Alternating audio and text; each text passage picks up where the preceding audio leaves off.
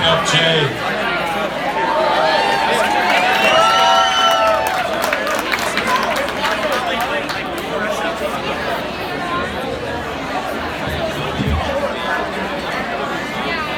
Wow. We have got a big audience tonight. Last time I was in front of this many people was when I gave a toast at my buddy's reception. That was 30 years ago, and his wife hasn't spoken to me since. Let's hope this goes a little bit better. Peapod, you know I'm kidding, right? Okay. So, I started with MuleSoft about a year ago, and everything was going pretty good, and then we heard about the Salesforce acquisition. And to be honest with you, I was kind of relieved because it was tough being a muley. Well, for one, you're called a muley. But I got over that part, and the tough part was anytime I would meet someone and they would ask me who I work for, I would say, well, MuleSoft. A puzzled look would come across their face, like, never heard of the company, what do you guys do?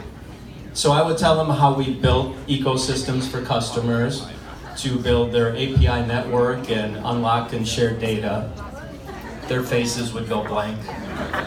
Drinks would need refilling.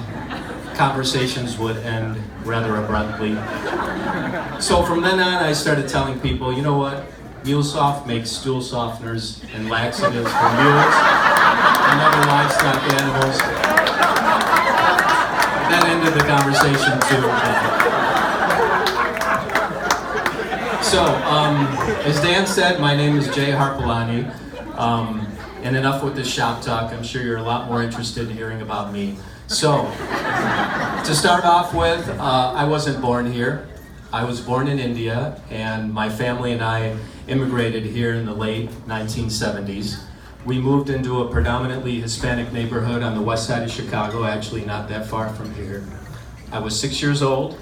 I started first grade, and I spoke no English. A couple months later, my mom and dad came in for their first ever parent-teacher conference.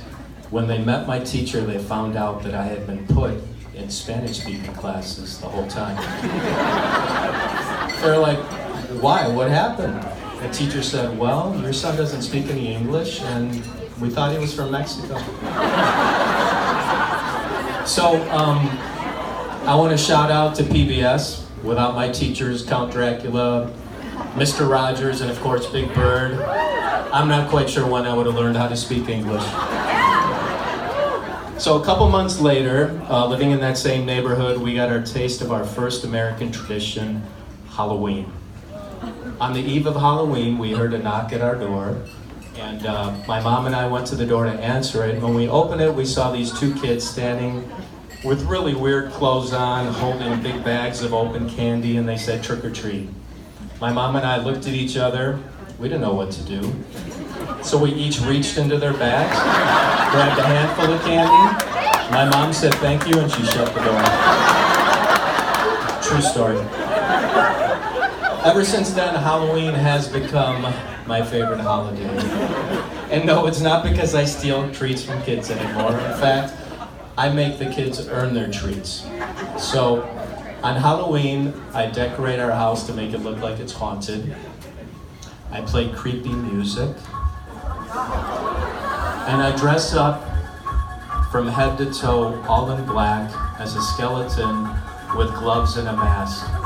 I sit on my front porch, much like this, in a skeleton mask, and I'm lifeless. And I slump over, and I hold a bowl of candy in my hand. And I wait for the trick-or-treaters to show up. And I'm patient. I may sit there for 5 or 10 minutes before any kid shows up, but when they do, and they walk up the steps, they see the bowl of candy in a lifeless skeleton's lap. They reach for a Kit Kat, I reach for their hand. They scream and run, sometimes with a Kit Kat, oftentimes without.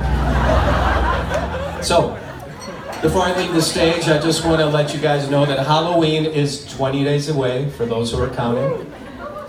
This year, when that little Elsa or Spider-Man comes to your door, you know what I'm going to say. Roll up your sleeves, dig down deep in that bag and grab the biggest candy bar you can get. Thank you.